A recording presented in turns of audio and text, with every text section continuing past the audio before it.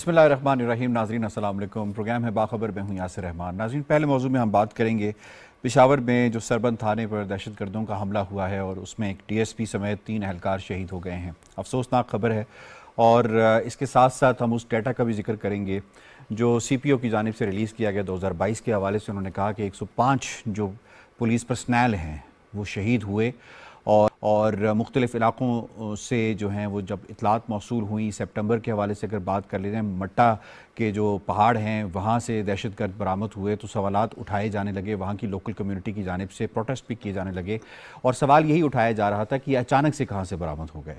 پھر خان صاحب نے آہستہ آہستہ اس گتھی کو خود ہی سلجھانا شروع کر دیا، اور انہوں نے کہا کہ جناب میں اس کی بڑی فیور میں تھا کہ یہ لوگ واپس آئیں، آ کے آباد ہوں یہاں پہ. اور پھر عوام کو اور پاکستانی قوم کو یہ پتہ چلا کہ جی یہ درپردہ مذاکرات کا جو معاملہ ہے خان صاحب کی ایما پر شروع کیا گیا، اور اس کے اندر آئین کو کس حد تک یا آئین کے جو نکات ہیں ان کو کس حد تک ملحوظ رکھا گیا ان لوگوں کے ساتھ مذاکرات کرتے ہوئے جنہوں نے اسٹیٹ کی نہ صرف ریٹ کو چیلنج کیا، جو ہے عوام کی زندگیاں انہوں نے اجیرن کی، اور ابھی بھی وہ کر رہے ہیں. اس کا ایک پراپر بیک گراؤنڈ ہے، اور صوبے کے اندر بار بار خان صاحب نے اور ان کی انتظامیہ نے جو بیانیہ بنایا کہ ہم ان کے ساتھ لڑ نہیں سکتے، ہمیں لڑنا نہیں چاہیے، بات کرنی چاہیے، مذاکرات کرنی چاہیے. کس حد تک یہ اسپیس پرووائڈ کی گئی ہے ان شرپسند عناصر کے لیے، ان کو ہمت، حوصلہ اور وقت دیا گیا ہے خود تیار ہونے کا. تو یہ دیکھیں گے کہ صوبے میں کس حد تک عدم توجیہی کی وجہ سے یہ حالات پیدا ہوئے ہیں، اور پھر اپنے معزز پینلسٹ سے یہ بھی پوچھیں گے کہ یہ سب کچھ مصلحتوں کا شکار ہو کر یہ سارا معاملہ سامنے آیا ہے، اور اس کی طرف جو انٹرنلی ہے اگر توجہ دی جاتی تو حالات آج ایسے ہوتے کہ وفاق کو یہ کہنا پڑ رہا ہے کہ ہمیں کے پی کے کی صورتحال کے اوپر بہت تشویش ہے. سب سے پہلے مہمانوں سے تعارف کروا دیتے ہیں جناب، اس کے بعد پروگرام کا باقاعدہ آغاز کریں گے. آج ہمیں پینلسٹ نے جوائن کیا ہے، مرزا سولنگی صاحب نے ہمیں جوائن کیا ہے اسکائپ کے تھرو. ہمیں جوائن کر رہے ہیں ڈاکٹر طاہر ملک صاحب اسلام آباد اسٹوڈیو میں. شنیلا عمار صاحبہ نے ہمیں جوائن کیا ہے اسلام آباد اسٹوڈیو میں. اعظم چودھری صاحب ہمیں لاہور اسٹوڈیو سے جوائن کر رہے ہیں، اور آغا اقرار ہارون صاحب نے بھی ہمیں لاہور اسٹوڈیو سے جوائن کیا ہے. آپ تمام پینلسٹ کو ہم ویلکم کرتے ہیں. جناب مرزا سولنگی صاحب، آپ سے سر میرا پہلا سوال یہ ہوگا کہ جو پشاور میں دہشت گرد حملہ ہوا ہے، ڈی ایس پی سمیت 3 جو اہلکار ہیں وہ شہید ہوئے، یہ فرمائیے گا کہ سیاسی مصلحتوں کی شکار کے پی کی حکومت دل جمعی کے ساتھ دہشت گردی جیسے سنجیدہ مسائل پر کیا انہوں نے مطلوبہ جو توجہ ہے وہ دی ہے؟ اگر نہیں دی تو اس کی کیا پس منظر ہے، کیا اس کے ریزنز ہیں؟ دیکھیں، پچھلے 10 سال سے خیبر پختونخوا میں پی ٹی آئی کی حکومت ہے، جی.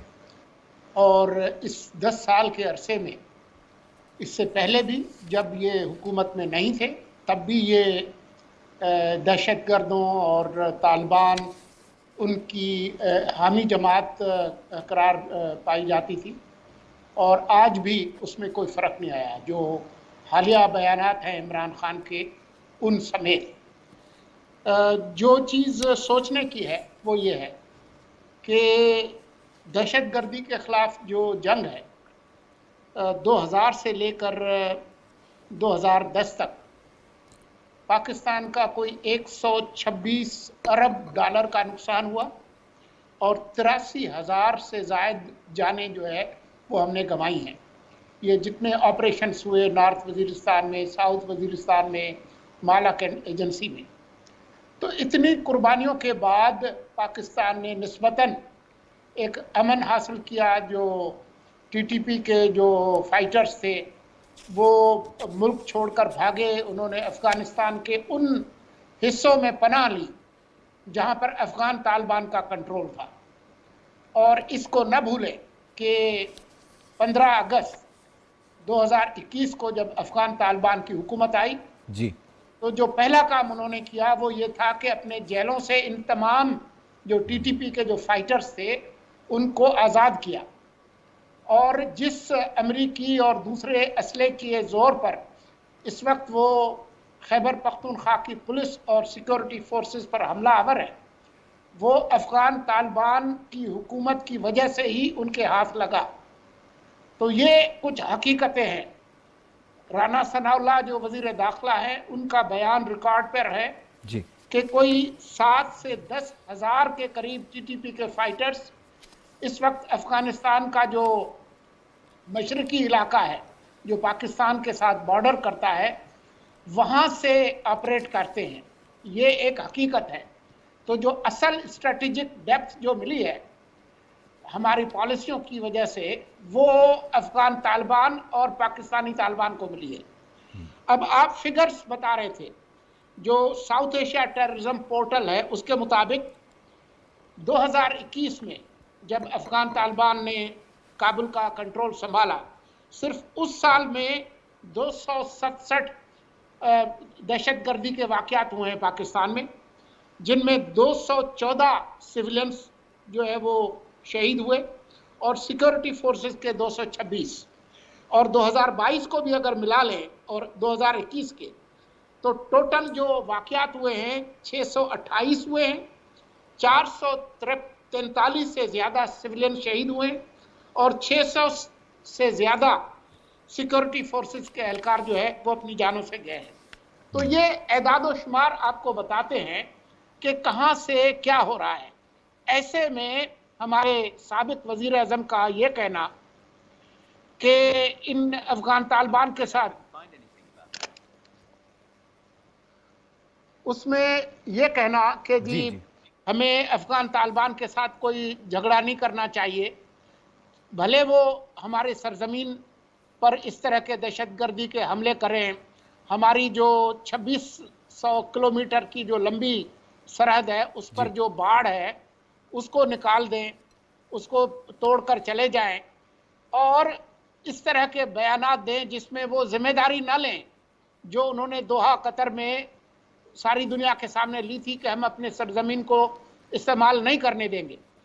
तो ये एक बहुत ही खौफनाक किस्म की सूरत हाल है, और मुझे डर ये है कि खैबर पख्तूनख्वा की जो हुकूमत है पीटीआई की, वो दहशतगर्दों की एक तरह से हिमायत कर रही है, और पाकिस्तान का जो आइन है उसके तहत कोई सूबाई हुकूमत ऐसा नहीं कर सकती, और अगर किसी सूबे में इस तरह की इंटरनल डिस्टर्बेंस है तो वफाकी हुकूमत वहाँ पर जो हुकूमत है उसको मुअत्तल भी कर सकती है। तो ये एक संजीदा मामला है ऐसे वक्त में जब मुल्क के अंदर एक संगीन मुआशी सूरत हाल हो, उसमें दहशतगर्दी भी मिल जाए। तो अभी तक तो ये हुआ है कि वहाँ पर जितने भी वाक़यात हुए हैं, अवाम हज़ारों के तादाद में बाहर निकली है, पीटीआई उनके साथ नहीं है, उनकी हुकूमत उनके साथ नहीं है। जो लोग शहीद हुए हैं, ज़ख्मी हुए हैं, उनके पास इनके वज़रा नहीं गए, वो अपने साबिक वज़ीर आज़म को बचाने के लिए ज़मान पार्क में बैठे हुए हैं। सही। तो ये एक बहुत ही संजीदा और संगीन सूरत हाल है, और वफाकी हुकूमत को एक वक्त में इसका नोटिस लेना पड़ेगा। सही। शर्मिला साहिबा, वज़ीर आला खैबर पख्तूनख्वा, बड़ी फॉर्मल सी स्टेटमेंट उनकी जानिब से आई, लेकिन ज़्यादातर उनका जो आज भी ज़ोर था वो यही था कि जी जब खान साहब हुक्म कर देंगे केपी के असम्बली हम तहलील कर देंगे। सूबे के जो मामलात हैं लॉ एंड ऑर्डर के, ये फरमाई का जो तरीक़ा वारदात दहशतगर्दों की जानिब से अपनाया गया, जो गैजेट्स उनके पास थे वो गैजेट्स बिल्कुल लेटेस्ट गैजेट्स हैं, नाइट विजन जो उन्होंने गन्स हैं उनका इस्तेमाल किया और स्नाइपर शूटिंग की है। इस सूरत हाल में सूबे के अंदर एडमिनिस्ट्रेटिवली अगर देखा जाए तो कैपेसिटी का प्रॉब्लम आता है, ये जो उनकी पॉलिटिकल विल थी या होनी चाहिए उसमें कमी है कि इस मैनस का मुकाबला करना है। देखिए, इसमें पॉलिटिकल विल की कमी है। अगर आपने इसका मुकाबला करना हो तो आप इसका मुकाबला कर सकते हैं, आप वफाक से मदद लेके, या आपके सूबों के पास जो वसाइल है उसके ज़रिए अपनी पुलिस को ट्रेनिंग दे के उनको जदीद असले से लैस करके आप उनका मुकाबला कर सकते हैं। अब पुलिस बेचारे के पास वो हथियार नहीं है जो उन तालिबान के पास, उनके पास अमरीका से छीने हुए सारे हथियार हैं, उसके साथ वो आके मुकाबला करें, और आपकी पुलिस के पास कोई उसके बारे में उस तरह के वसाइल हैं ही नहीं। देखिए, पहले यही पुलिस थी, जब हम 2013-14 में ये दहशतगर्दी के वाकयात हो रहे थे, वो फ्रंट लाइन के ऊपर काम करते थे, और आज वही पुलिस है, उसका मोरल डाउन है। जो आज पुलिस वाला मारा गया उसके बारे में जो खैबर पख्तूनख्वा के सहाफ़ी हमें बताते कि वो बहुत अच्छा बंदा था। किसी पुलिस वाले की अगर कोई सहाफ़ी तारीफ करें तो उसे समझे कि वो कोई काबिल अफसर था। जब ये तालिबान इनके साथ मुज़ाकरात करके, ये जो मुज़ाकरात का ड्रामा करते हैं, और ख़ुद साबिक वज़ीर आज़म ने कहा कि जी हम उनको सेटल करवा रहे थे, 40,000 लोग जिनमें से 4-5 जो थे वो तालिबान थे। تو وہ آئے ہیں, وہ اسلحے کے ساتھ آ رہے ہیں, آپ ان کو سیٹل کروا رہے ہیں, اور وہ آپ کی شرائط پہ نہیں آ رہے تھے. وہ یہی کہہ رہے تھے کہ ہم اپنی شرائط پہ آئیں گے, اور انہوں نے یہ بھی بات ان کو کہی تھی کہ جن جن سے ہم نے اپنا بدلہ لینا ہم ان سے بدلہ لیں گے بھی, اور وہ بدلہ لے رہے ہیں. وہ پولیس والوں کے اوپر ان کے اٹیک جو ہیں وہ چل رہے ہیں. یہی صورتحال ہم نے دیکھی تھی 2013 کے الیکشن کے دوران کہ آپ کی جو لبرل فورسز تھی خیبر پختونخوا کے اندر, وہ انتخابی کیمپین نہیں چلا سکی تھی. ANP کے اوپر حملے ہو رہے ہوتے تھے, پیپلز پارٹی کے اوپر حملے ہو رہے تھے. آج یہ کہہ رہے ہیں کہ ہم نے اسمبلی تحلیل کرنی ہے, اور اس کے بعد نشانہ پھر وہی پارٹیاں بننی ہوں گی. اور یہ جو طالبان کے ہمدرد جماعت ہے اس کو کوئی کچھ نہیں کہتا, اور وہ خود وزیر اعظم سابق بھی کہہ چکے ہیں کہ ہم تو ان کے ساتھ ہوتے ہیں, ہمارے اوپر کیوں حملے ہو رہے تھے, ابھی تک ہوئے نہیں ہیں. دیکھیں, ایک تو ہم نے جو خیبر پختونخوا کے لوگوں کے بارے میں مشہور کر دی بات, جنگجو ہیں, وہ لڑائی میں رہنا چاہتے ہیں, لڑنا چاہتے ہیں, ایسا بھی نہیں ہے. فاٹا کے اندر جب ریفارمز ہوئے ہیں, ان کو آپ نے مرج کیا ہے, صوبے کے اندر لائے ہیں, تو ان کے لوگ بھی خوش تھے کہ اب ہمارے یہاں پہ اسکول بنائے, یونیورسٹی بنائے, ہم بھی سیاست میں آئیں, ہم پڑھیں, ہمیں نوکریاں ملیں, ہمارے لوگ بھی پارلیمنٹ کے اندر جائیں. وانا میں کیوں کر رہے ہیں لوگ پروٹیسٹ, کیونکہ ان کو بھی امن چاہیے. سوات میں کیوں نکلے ہیں لوگ, کیونکہ ان کو امن چاہیے. لیکن ہم لوگ جو ہیں, ہم ہمیشہ سے آ جاتے گڈ طالبان, بیڈ طالبان. نہ کوئی گڈ طالبان ہے نہ بیڈ طالبان. جو دہشت گرد ہے وہ دہشت گرد ہے, آپ اس کو گڈ اور بیڈ کی کیٹیگری سے پلیز نکالیں. جو آپ کے بچوں کو ماریں گے, آپ کے سیکورٹی فورس کو ماریں گے, اب ریاست کو پوری قوت کے ساتھ ان کا مقابلہ کرنا ہوگا. خان صاحب اسمبلی تحلیل کرنا چاہتے, بہت اچھی بات ہے, اسمبلی تحلیل کر دی جائے, وہاں پہ گورنر راج لگائیں, اور اس کے بعد وہاں پہ آپریشن کر کے ان کا خاتمہ کریں. کیونکہ یہ حکومت جو یہاں پہ بیٹھی ہوئی ہے, وہاں پہ اس کی کوئی ول نہیں اس کو ختم کرنے کی. آج بھی خان صاحب ٹویٹ کر کے ایک جو انہوں نے کیا پنجابی میں کہتے ہیں گونگلا تو مٹی چاڑنا, وہی کام کر دو. ساتھ ہی کہہ رہے ہیں جی ہماری جماعت وہاں پہ ہے, ہماری حکومت کو اس محور و مرکز بنایا جائے. کیوں بنایا جائے, آپ تو اسمبلی تحلیل کرنا چاہتے ہیں, تو آپ کو محور و مرکز کس خوشی میں بنا دیا جائے وہاں پہ یہ کام کرنے کے لیے, کیونکہ آپ کرنا ہی نہیں چاہتے ہیں. 10 سال سے وہاں پہ بیٹھے ہوئے, اور آپ 10 سال کے بعد ان کو واپس 10 سال پیچھے والی حالات کے اندر لے کے چلے گئے ہیں.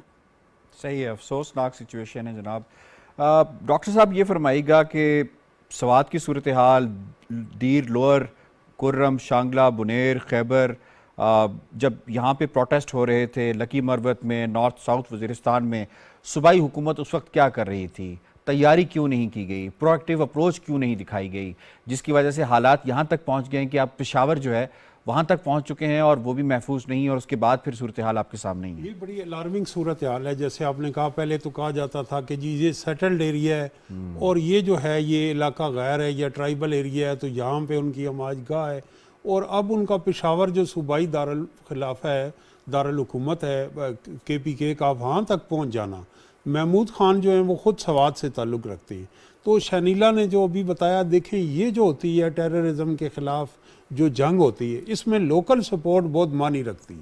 تو وہ وداؤٹ سیاسی پارٹیاں جو PTI ہے اس کی کنٹریبیوشن کے بغیر امن جرگے ہوئے, اور کئی اضلاع میں ہوئے. وہ لوگ جو ہیں, اگر خیبر پختونخوا کی آپ سوسائٹی کو دیکھیں تو وہ کئی دہائیوں سے اس دہشت گردی کا, انتہا پسندی کا, اس وائلنس کا اور کمزور ہوتی ہوئی ریاست کا, حکومت کا وہ شکار رہے ہیں. وہ امن چاہتے ہیں, وہ روزگار چاہتے ہیں, وہ کاروبار اور معیشت چاہتے ہیں. اس کے بجائے ہم انہیں یہ دیتے ہیں. تو اس کا جو دہشت گرد ہیں وہ 2-3 چیزوں کا فائدہ اٹھاتے ہیں. ایک تو ہماری جو ہے ایسی کوئی پالیسی نہیں ہے جس کے اندر ابہام نہ ہو, ابہام ہے پالیسی میں. دوسرا لیک آف کوآرڈینیشن ہے. تیسرا ہم اس پہ بٹے ہوئے, پتہ نہیں اسمبلی کا کیا فیوچر ہوگا, حکومت کا کیا فیوچر ہوگا. سیاسی معاذرائی اپنے عروج پہ ہے, اور سیاسی عدم استحکام ہے. تو یہ دہشت گردوں کے لیے, چور کے لیے, ڈاکو کے لیے, ذخیرہ اندوزوں کے لیے بہترین وقت ہوتا ہے, کیونکہ وہ یہی چاہتے ہیں کہ جہاں فوکس نہ ہو.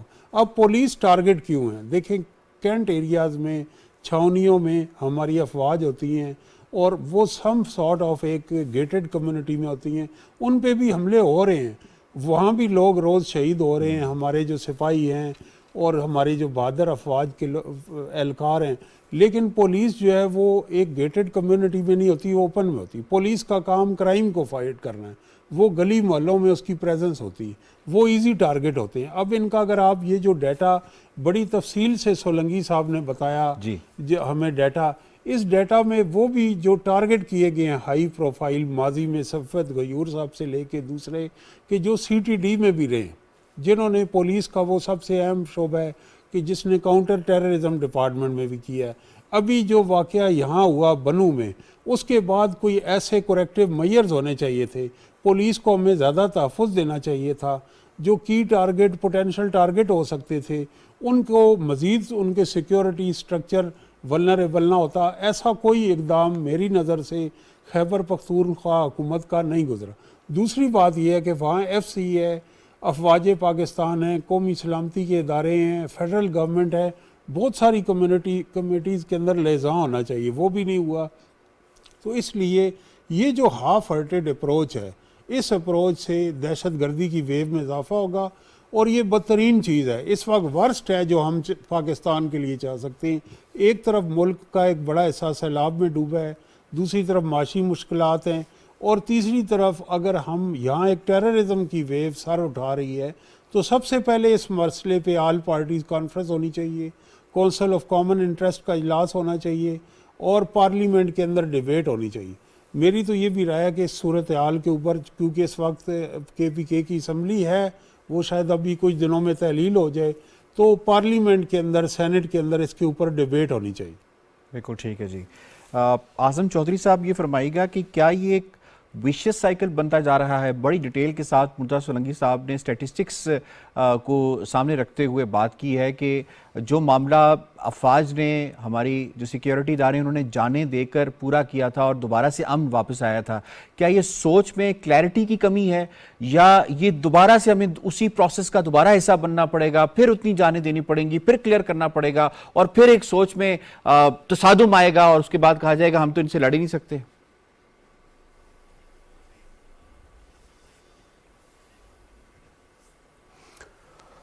جی، پہلی بات تو یہ ہے کہ دہشت گردی اس کا نہ کوئی مذہب ہے، نہ اس کی قومیت ہے، نہ اس کے کوئی سیاسی اس کے نظریات ہیں. اور اس میں ہم جو اس وقت صورتحال کا شکار ہیں، یہ بڑی دیر سے کام شروع ہوا، اور جس پہ سب سے پہلے آواز اٹھائی کے پی کے اپنے لوگوں نے، سوات کے لوگوں نے، اور انہوں نے پارٹی پالیٹکس اور حکومتوں سے بالاتر ہو کے ان لوگوں نے وہاں پہ اپنا ایک جرگہ کیا منگورا کے اندر، جو آپ کو یاد ہوگا، جس میں بہت بڑی تعداد میں وہاں کے مقامی شہری وہ شامل ہوئے. اس سے تھوڑا اگر ہم پیچھے جائیں، جب مذاکرات چل رہے تھے افغانستان کے اندر، اس وقت جب ڈیڈ لاک آیا تھا، اس وقت ہمارے سامنے خبریں آئی تھی کہ طالبان ویل ایکوپڈ ہیں، اور ان کے پاس جو گیجٹس اور ان کے پاس جو ویپنز ہیں وہ اس وقت پاکستان کی سیکیورٹی فورسز کے پاس بھی نہیں ہیں. اور ان کا مطالبہ یہ تھا کہ ہمیں ایکوپڈ پاکستان میں آنے دیا جائے، اور ساتھ فاٹا کی جو پرانی پوزیشن ہے اس کو بحال کیا جائے. یہ دو شرائط ایسی تھیں جس کو حکومت پاکستان تسلیم نہیں کر سکتی تھی، لہٰذا حکومت نے ان دونوں شرائط کو ماننے سے انکار کیا. لیکن حکومت نے یہ آفر ضرور دی کہ اگر آپ واپس آنا چاہتے ہیں تو جو اسلحہ پاکستان کے اندر استعمال ہوتا ہے آپ اس کے لائسنس بنوا لیں، لیکن انہوں نے وہ بنوانے سے انکار کر دیا. اس کے بعد حیران کن بات یہ ہے کہ وہ جب سرحد کراس کر کے پاکستان کے اندر انٹر ہوئے ہیں، جب وہ سوات میں آئے ہیں، اس وقت سوات کی عوام نے شور مچانا شروع ہوا. ہم نے اس وقت کیوں نہیں روکا؟ ابھی ہم بیٹھ کے یہاں بات کرتے ہیں وفاق کی اور صوبوں کی. ایک بات ذہن میں رکھیں کہ سرحدوں کے اوپر صرف ہماری سیکیورٹی فورسز ہیں جو وہاں پہ شہادتیں جن کی ہو رہی ہیں، جو وہاں پہ طالبان سے لڑ رہے ہیں، جو وہاں پہ قربانیاں دے رہے ہیں، لیکن اس کے ساتھ ایک ول چاہیے حکومت کی، سول حکومت کی سپورٹ چاہیے ان کو. لیکن اس وقت اس پہ ہم نے توجہ نہیں دی، اور وہ یہاں پہ پاکستان میں آئے، ان کی آبادکاری ہوئی، اور وہ آج تو پشاور کے اندر انہوں نے ایک افسوسناک واقعہ کیا، وہ اسلام آباد تک آ گئے تھے جہاں پہ انہوں نے خودکش حملہ کیا. اچھا، اس میں آپ دیکھیں نہ سندھ اس سے بچا ہوا ہے، نہ پنجاب بچا ہوا ہے، نہ بلوچستان بچا ہوا ہے. کے پی کے اور بلوچستان کی جو سرحد ہے وہ پوری جو طالبان ہیں یا جو ٹیررسٹ ہیں وہ ان کے کنٹرول میں ہے. وہ جب مرضی پاکستان کے اندر آتے ہیں، جب مرضی پاکستان سے باہر جاتے ہیں. انہیں وہاں پہ روکنے کی ضرورت ہے، وہاں پہ ویجیلنس کی ضرورت ہے ہمیں. دوسری بات یہ کہ اس کو آج جو واقعہ وہ پیش آیا پشاور کے اندر، ہماری جو پولیس ہے، ہماری پولیس کی ٹیررزم سے کاؤنٹر ٹیررزم کی ٹریننگ نہیں تھی. آپ کو یاد ہوگا جب ماضی میں ہم نے 10-11 سال ٹیررزم ہم نے فیس کی، تو اس میں ایک پولیس کا ایک بنایا گیا ونگ، کاؤنٹر ٹیررزم ڈپارٹمنٹ، ایسے ہی اس کو ٹریننگ کروائی گئی ٹیررسٹ سے نمٹنے کے لیے. اور اس کے ساتھ جتنی ہماری فیڈرل لیول کی سیکیورٹی فورسز ہیں وہ تمام آپس میں کولیبریشن سے ان کے خلاف ایک کاروائی کرتی تھی یا ان کے ساتھ پلاننگ کرتی تھی.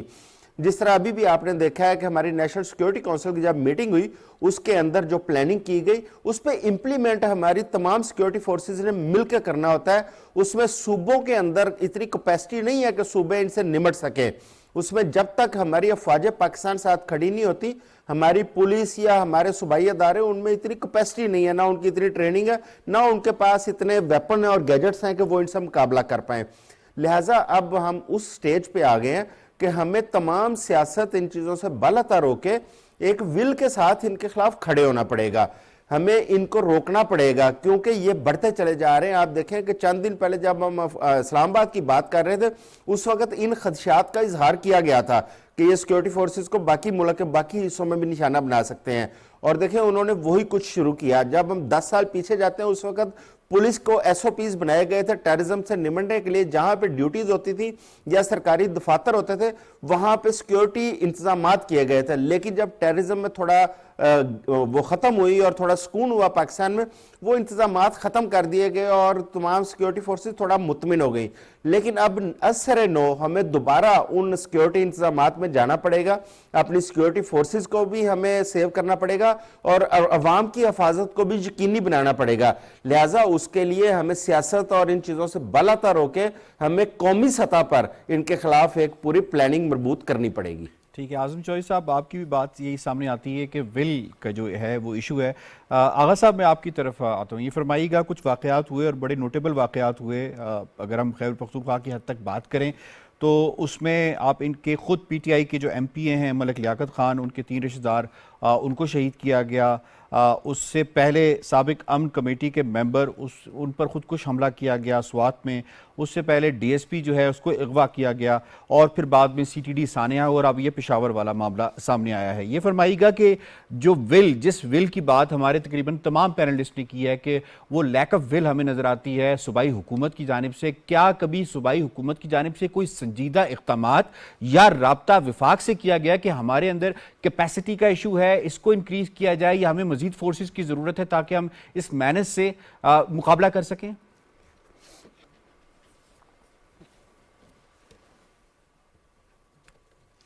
यासर भाई, तो ये बात बुरा ना मनाइएगा, इतनी आसान नहीं है जितनी हमें नज़र आती है। जी देखिए, आज के जो TTP है ये मुजाहिदीन की तीसरी नस्ल है।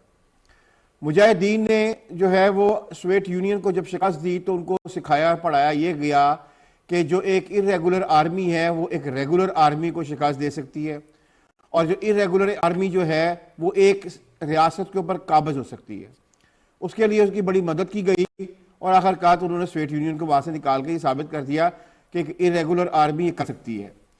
उसके बाद फिर जो है उनके जो आगे जो मुजाहिदीन के जो बच्चे हैं वो आगे तालिबान जो आपको नज़र आए अपना 95 में, क्योंकि ये मैंने पूरा रीजन 95 ऑनवर्ड 2006 तक खुद कवर किया हुआ है। एज ए जर्नलिस्ट मैं रहा भी हुआ, अफगानिस्तान मैंने कवर किया हुआ है। सही।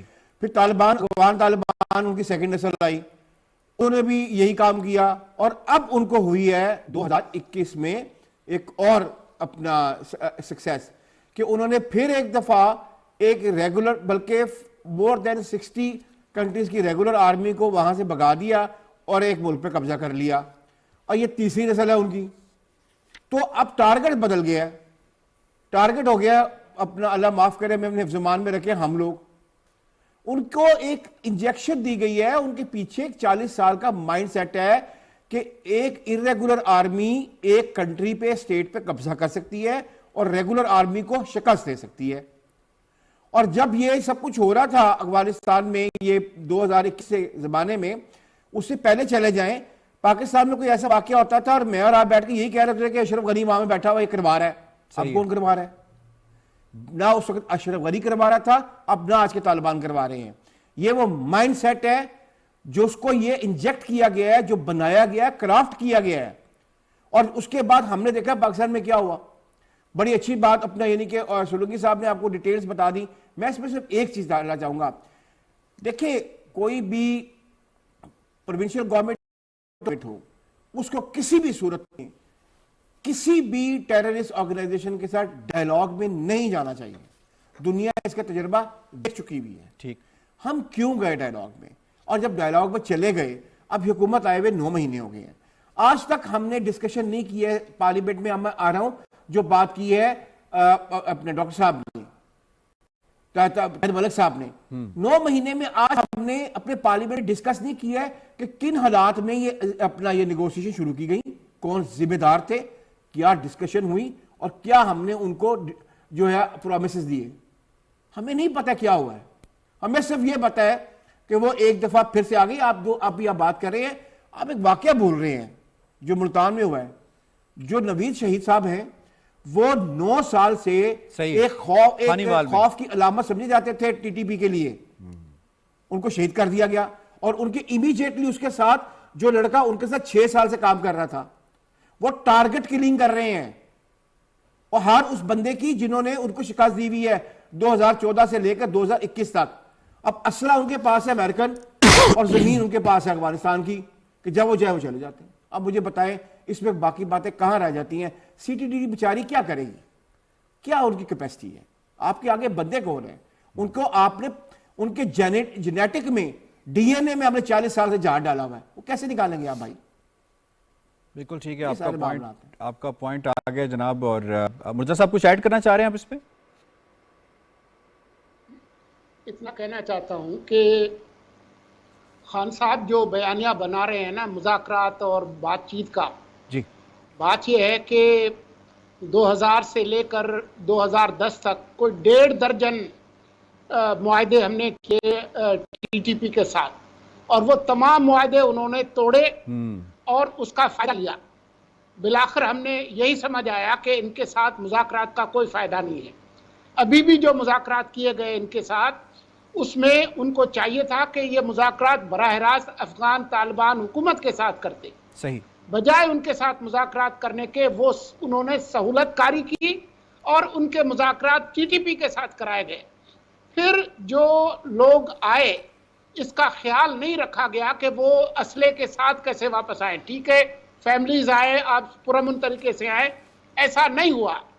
تو اس میں جو پی ٹی آئی کی جو حکومت ہے وہ ذمہ دار ہے. پھر ایسے بندے جیسا کہ مسلم خان اور محمود خان جو سوات کے قصائی کے طور پر مشہور ہیں, ان کو اسٹیٹ پارڈن دیا گیا. کوئی اسٹیٹ پارڈن معافی وزیر اعظم کی ایڈوائز کے بغیر صدر نہیں دے سکتے. تو عمران خان کو اور عارف علوی صاحب کو یہ ذمہ داری قبول کرنی چاہیے کہ ابھی جو آپ خیبر پختونخوا کے اندر جو تشدد ہے وہ آپ کی پالیسیوں کی وجہ سے ہوا ہے. آپ نے دہشت گردوں کے ساتھ جو ان کو خوش کرنے کی پالیسی اپنائی, یہ اس کا نتیجہ ہے. صحیح. اور اب بھی عمران خان یہی پالیسی اپنا رہے کہ نہیں افغان طالبان حکومت کے ساتھ کچھ نہ کریں. اگر افغانستان کی سرزمین پاکستان کے خلاف استعمال ہوگی دہشت گردی کے لیے تو پاکستان کو حق پہنچتا ہے کہ ان کے پیچھے جائے. صحیح ہے, ہم ہاتھ پہ ہاتھ دھرے نہیں بیٹھ سکتے. جی پلیز جلدی سے. جو دہشت گرد ہے نا یہ پینیٹریٹ کر کے آپ کے گلی محلوں میں آ کے سیٹلڈ ہو چکے ہوئے ہیں. اب ان کو نبڑنا, ان کو ڈھونڈنا بہت بڑا ٹاسک بن جائے گا ہمارے لیے. ٹاسک ہے اور چیلنج بن گیا ہے. ٹھیک ہے جی, کوئکلی مجھے پروگرام میں دوسرے موضوع کی جانب بڑھنا ہے. دوسرے موضوع میں ہم ذرا بات کریں گے کہ پی ٹی آئی کی جو پنجاب حکومت ہے اس نے تو اپنا موو چل دیا ہے. وزیر اعلیٰ صاحب نے بھی اسمبلی تحلیل کرنے کی جو درخواست کہہ سکتے ہیں, اسمبلی کہہ سکتے ہیں, وہ جناب بھجوا دی ہے گورنر صاحب کو, اور یہ کہا جا رہا ہے کہ گورنر صاحب اگر سائن نہیں کرتے تو از خود 10 بجے جو ہے تحلیل ہو جائے گی. اب ذرا بات کر لیتے ہیں کہ کاؤنٹر اسٹریٹجی جو ہے وہ پی ڈی ایم حکومت کے پاس وہ کیا ہوگی, اس کے حوالے سے کیا تیاری ہے. بظاہر جو ہے بیانات سامنے آ رہے ہیں اس کے مطابق تو یہی لگ رہا ہے کہ تیاری ہو رہی ہے, یہ تیاری ہو چکی ہے اس حوالے سے اور پراپرلی رسپونڈ کیا جائے گا. پھر کچھ کاف لیگ کے حوالے سے بھی خبریں آ رہی ہیں کہ شاید یہ جو پارٹی ہے یہ کچھ کہتے ہیں کچھ ضلعوں کی پارٹی ہے, کچھ کہتے ہیں کہ ڈویژن کی پارٹی ہے, یہ شاید پی ٹی آئی میں ضم ہو جائے گی. اس پر بھی دیکھیں گے. اور پھر ہم یہ بھی دیکھیں گے کہ خان صاحب جو ہیں ان کا ہر سٹیپ جو ہے وہ دن بدن ملک و عدم استحکام کی جانب لیا جا رہا ہے. کیا کوئی رکاوٹ اس میں پیدا ہو سکے گی یا نہیں؟ تو اس سلسلے میں مرزا سولنگی صاحب میرا پہلا سوال آپ سے ہی ہوگا. جناب یہ فرمائیے گا کہ پنجاب میں جو نون لیگ کا انتخابی چیلنج نون لیگ نے بظاہر کر لیا ہے, اور مریم صاحبہ کے حوالے سے بھی کہا جا رہا ہے کہ وہ ان کی واپسی اب ہوگی, احسن اقبال صاحب کا جو سٹیٹمنٹ ہے وہ سامنے آیا ہے. یہ فرمائیے گا کہ جو کاف لیگ کے حوالے سے بات کی جا رہی ہے, کیا کاف لیگ پی ٹی آئی میں ضم ہو جائے گی؟ اور یہ بھی فرما دیجئے گا کہ عمران خان ملک کو مزید عدم استحکام میں دھکیلنے کی جو کوشش کر رہے ہیں, کیا وہ اس میں کامیاب ہو پائیں گے؟ میں آپ کے आखिरी सवाल का जवाब पहले दे देता हूँ। जी वो उर्दू में एक मुहावरा है, क्या पिदी और क्या पिदी का शोरबा। क्यू लीग अब जो है वो उसकी जो हैसियत रह गई है, फिर ख़ास तौर पर दोनों चौधरीज़ के दरमियान जो तकसीम हुई है, तो उसके बाद वो जम हो ना हो तो उससे कोई फ़र्क नहीं पड़ता। वहाँ पर असल जो मुकाबला है वो पीटीआई और जो मुखालिफ जमातें हैं पीडीएम की, उनके दरमियान होगा। और पीडीएम भी पंजाब के अंदर बहरहाल मुस्लिम लीग नून ही सबसे बड़ी पार्टी है, तो उनका एक बराह रास्त मुकाबला होना है।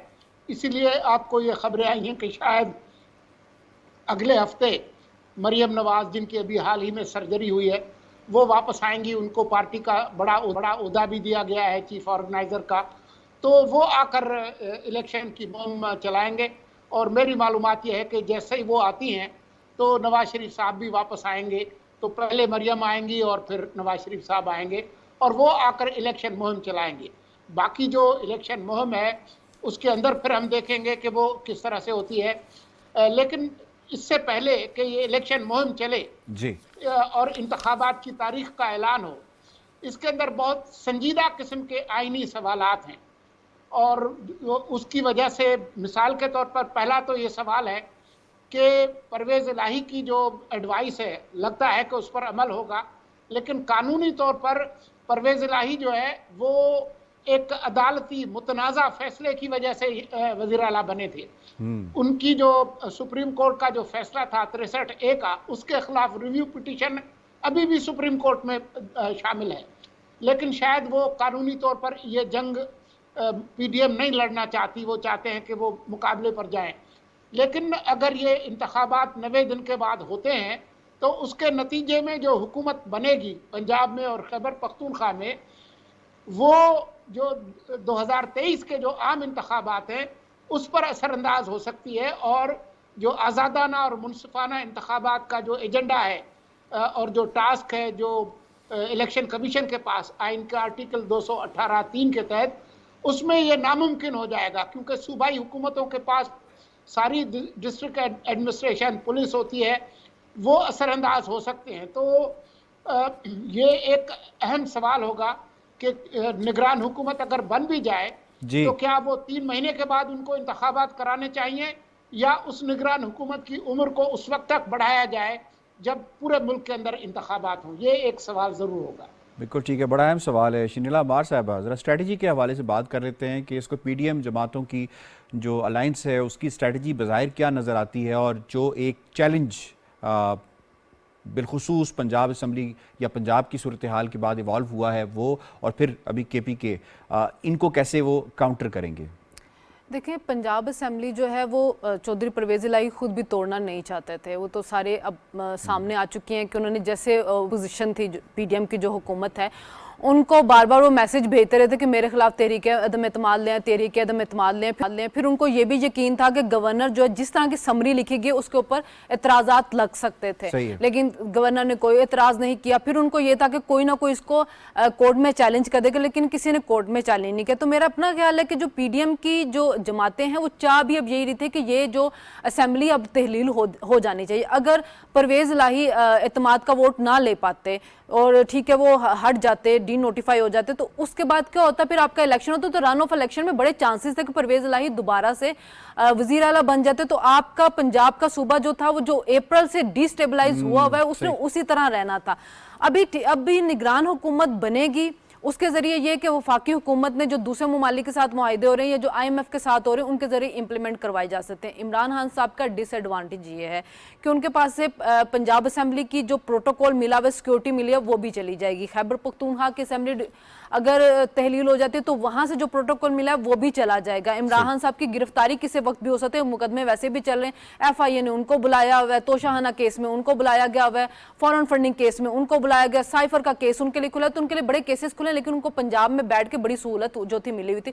उसके अलावा जो फरा गुजर थी, उनके जो केसेस थे वो भी परवेज़ इलाही ने आते सबसे पहले बंद करवा दिए, तो वो भी खुलेंगे, तो उनके करप्शन के भी ताने बाने जाके बनी अल्लाह से ही जाके मिलने हैं।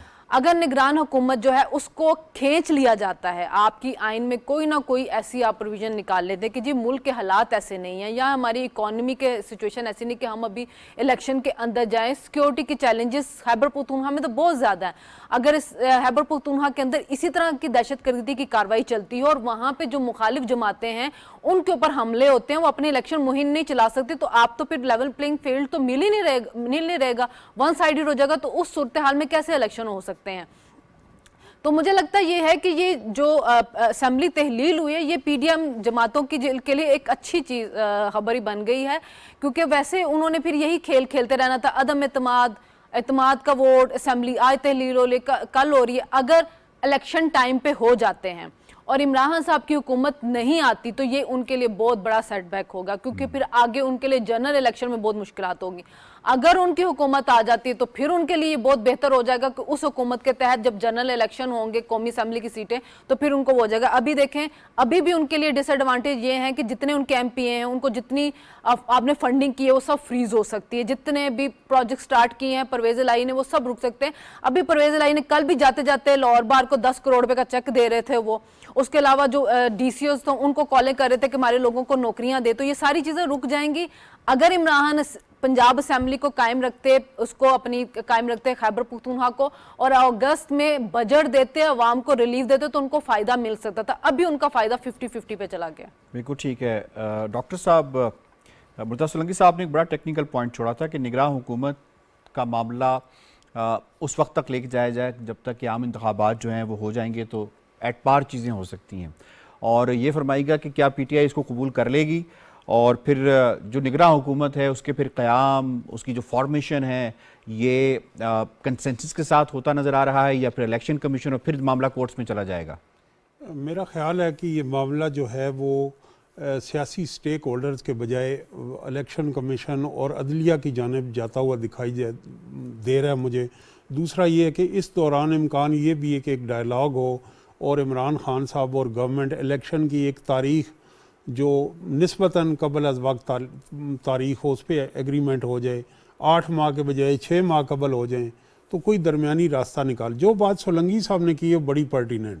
देखें, जब मुल्क में निगरान हुकूमत होगी वफाकी सतह पे और सूबाई सतह पे निगरान हुकूमत नहीं होगी तो पंजाब की 148 सीट्स हैं, तो इसका ये जो हमारी फेडरेशन है इसके अंदर पंजाब में एक लीडर कैंपेन करे और 100-125 के करीब सीटें ले ले तो बाकी मुल्क में तो उसे इलेक्शन की ज़रूरत ही नहीं है, वो छोटे मोटे इत्तेहादी साथ मिल जाएंगे और वो गवर्नमेंट फ्रेम कर लेगा। इसलिए बड़ा अहम है कि चारों सूबों में निगरान हुकूमतें हों और वफाकी हुकूमत में जो बात शनीला ने भी की है इसमें एक और ये ऐड है कि अभी जो चीफ मिनिस्टर पंजाब है उन्होंने 4-5 नए अजला बनाए। जब नए अजला बनते हैं तो उनमें नए जो हल्के जो तश्कील पाते हैं उनकी हल्का बंदियों का काम भी है इलेक्शन कमीशन, और गुजरात को भी डिवीजन और दूसरा ये कि सेंसस भी हो रहा है। जो सेंसस के बगैर इस वक्त ना सूबाई सतह पे और कौमी सतह पे जो हमारे नए वोटर ऐड हो रहे हैं, जो नए हल्के हो रहे हैं, डेफिनेशन है कि 5 से 7 लाख की आबादी पे नए हल्के तश्कील। तो डॉक्टर साहब आपका ये पॉइंट बड़ा ज़बरदस्त आपने ये रेज़ किया है कि जी हो सकता है कि टाइमलाइन जो है वो पहले हो सके, तो टाइमलाइन फिर कैसे पहले होगी जब सेंसस और डिलिमिटेशन वाला मामला। आज़म चौधरी साहब, मैं आपकी तरफ ये मामला लेकर जाऊँगा। CCI में खुद फैसले हुए हैं जनाब कि हर 5 साल के बाद सेंसस होंगे ताकि डिलिमिटेशन हो, ज़्यादती किसी के साथ ना हो, तो फिर उन फैसलों के खिलाफ मामला चला जाएगा अगर के वक्त को फॉलो ना किया गया, क्योंकि इलेक्शन कमीशन तो कह चुका है कि अक्टूबर से पहले तो आप तवक्को ना रखें।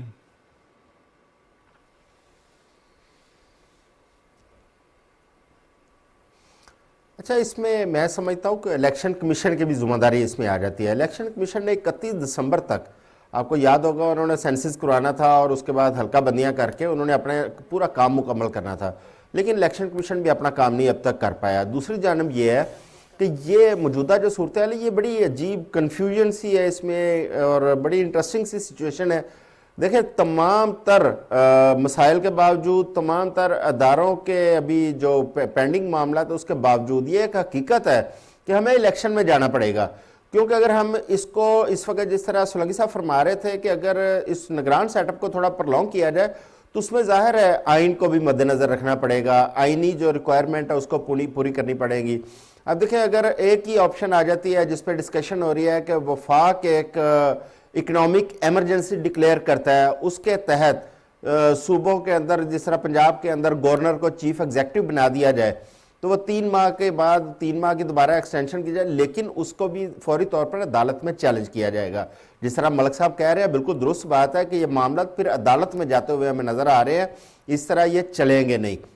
دوسری بات یہ ہے کہ ملک میں اس وقت جو معاشی اور جو اس وقت ٹیررزم کی صورتحال ہے اس کو بھی آپ نے مد نظر رکھنا ہے کہ کیا آپ اس سائیڈ پہ جا سکتے ہیں یا افورڈ کر سکتے ہیں. تیسرا یہ ہے کہ گورنر آئل لگانے کے لیے آپ کو پرٹیکولرلی ایک چیز ثابت کرنی پڑے گی کہ پنجاب کے اندر لا اینڈ آرڈر کی سچویشن بہت خراب ہے جس میں حکومت ناکام ہو چکی تھی، لہٰذا اس وجہ سے گورنر آئل لگایا جا رہا ہے. لہٰذا وہ بھی صورتحال اس وقت نہیں ہے، کیونکہ میری اطلاع کے مطابق شاید گورنر پنجاب نے اب تک دستخط کر دی ہیں، کیونکہ 10 بجے تک ٹائم تھا ان کا، لیکن ابھی تھوڑی دیر پہلے ایک میڈیا نیوز میری نظر سے گزری ہے کہ شاید انہوں نے سگنیچر کر دیے ہیں. اب اس کی حقیقت کا مجھے پتہ نہیں ہے کہ وہ ٹھیک ہے یا غلط ہے. اگر اسمبلی ختم ہو جاتی ہے تو اس کے بعد الٹیمیٹلی ہمیں انتخابات میں جانا پڑے گا، اس کے بغیر گزارا نہیں. اور دوسری بات جو مسلم لیگ نون کے حوالے سے آپ نے کی تھی، میں سمجھتا ہوں کہ مریم نواز شریف صاحبہ اور میاں نواز شریف صاحب ان کی واپسی بہت ضروری ہے، کیونکہ مسلم لیگ نون نے سب سے زیادہ انہوں نے نقصان اٹھایا ہے اس 9 ماہ کی گورنمنٹ کے اندر، جو وزیر اعظم کو انہیں سخت فیصلے کرنے پڑے اور ملک کی اکانومی اور سیاسی حالات کو ٹھیک کرنے کے لیے انہوں نے جو اقدامات کرنے پڑے اس کے سیاسی طور پر بڑے شدید نقصانات مسلم لیگ نون کو پہنچے ہیں. اس لیے لیڈرشپ کا یہاں پہ ہونا، پارٹی کو ری آرگنائز کرنا، یہ وقت کی اشد ضرورت ہے. اگر اس وقت اس کو ری آرگنائز نہیں کیا جاتا تو آنے والے انتخابات میں مسلم لیگ نقصان کو ماضی کی طرح نقصان کا سامنا کرنا پڑ سکتا ہے. ری آرگنائز کیا جائے گا، آپ کا پوائنٹ یہ ہے. کوئکلی مرتضیٰ سولنگی صاحب آپ ایڈ کر دیجیے گا، پھر میں نے آغا صاحب کے پاس جانا. صرف یہ کہنا چاہتا ہوں کہ جو 2017 کی جو آدم شماری ہوئی تھی جی، اس کو آئین کے اندر صرف پچھلے جو انتخابات تھے 2018 کے ان کے لیے منظور کیا گیا تھا، کیونکہ کئی لوگوں کے کئی صوبوں کے اعتراضات تھے سندھ صوبے سمیت، اور عمران خان کی قیادت میں مشترکہ مفادات کونسل نے یہ سینسس کروانا شروع کیا تھا. تو آئینی طور پر جب تک یہ سینسس مکمل نہیں ہوتا اور ڈیلیمیٹیشن نہیں ہوتا تب تک یہ انتخابات نہیں ہو سکتے. ٹھیک ہو گیا جی. آغا صاحب فرمائیے گا، بات یہاں پہ کچھ تکنیکی آئینی امور اور قانونی امور کے حوالے سے بھی کی گئی معزز پینلسٹ کی جانب سے. یہ فرمائیے گا، آپ کوئی سیاسی چیلنج پہ بات کر لیتے ہیں. اس سیاسی چیلنج سے نمٹنے کے لیے مریم نواز صاحبہ اور میاں صاحب کی واپسی کتنی ناگزیر ہے؟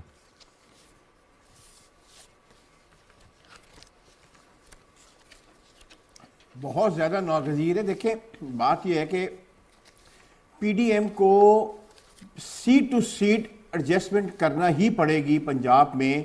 پی ڈی ایم اب میرا خیال ہے کہ پی ڈی ایم کو رسک نہیں لینا چاہیے کہ جو حالات جس طرف جا رہے ہیں، اور ہمیں جو اس کی پی ایم ایل این کی لیڈرشپ ہے وہ میرے خیال میں اس کے بارے میں بہت دیر سے ڈسکشنز ہو رہی ہیں. اب اس کے ریزلٹس کیا آتے ہیں میں کچھ نہیں کہہ سکتا ہوں. بہرحال جو بائی الیکشن کے ریزلٹس تھے وہ تو کوئی اتنے زیادہ پی ایم ایل این کے لیے پرومسنگ نہیں تھے.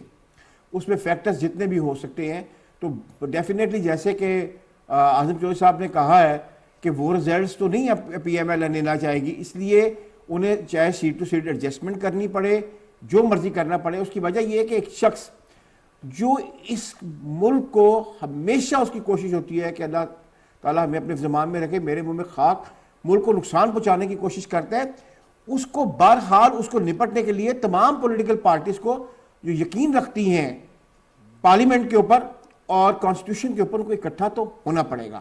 ایک بات میں اس میں اور آپ کو کہنا چاہتا ہوں جی، سب سے بڑی پرابلم یہ تھی پاکستان پیپلز پارٹی کی اور پی ایم ایل این کی کہ عمران خان کو یہ ججمنٹ ہو گئی تھی کہ کوئی پولیٹیکل پارٹی اس کے خلاف جو اپنا ریزولوشن آف اسمبلی کے خلاف کورٹ میں نہیں جائے گی. کیوں نہیں جائے گی؟ یہ پارلیمنٹ پہ یقین رکھنے والے ہیں، کانسٹیٹیوشن پہ یقین رکھنے والے ہیں. کوئی پولیٹیکل پارٹی کانسٹیٹیوشن کے ڈیے ہوئے 114 کے خلاف نہیں جانا تھا. انہوں نے صحیح ایک آدمی نے ریٹ کی تھی اپنے لاہور ہائی کورٹ میں، رجسٹرار نے واپس کر دی کہ آپ جو ہے وہ اگریو پارٹی نہیں ہے.